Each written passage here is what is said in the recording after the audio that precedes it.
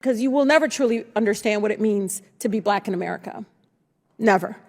You have to acknowledge that. If you don't, I don't think we'll ever be able to pass. You have to know. I believe it in my heart that you do.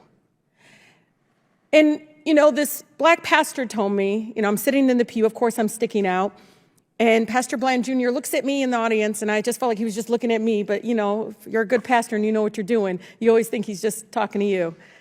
And he said, our country is not divided, it's disconnected.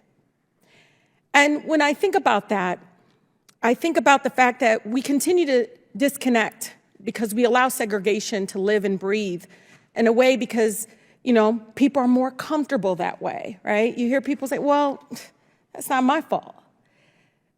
I'm a better public servant, a better American, and everything because I went to a beautiful, diverse high school, because where I lived, that's the high school you had to go to. We all went to those neighborhood high schools. There was something beautiful, though, because I went to school with Hungarians and Polish and Latinos and Black folks and Muslims and just all different kinds of backgrounds of people from all different likes. And it was something I think that many of our neighbors across the country will never, ever really experience, and I think it keeps us divided.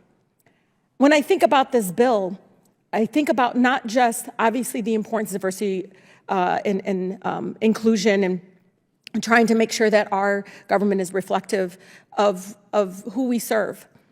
But many of the people we hire, it's also their lived experience.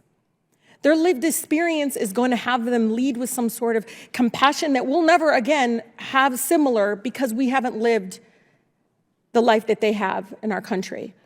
And I'm talking about all different backgrounds. And I just feel like we're in here talking about this in a way that I feel like is just going to continue to divide us.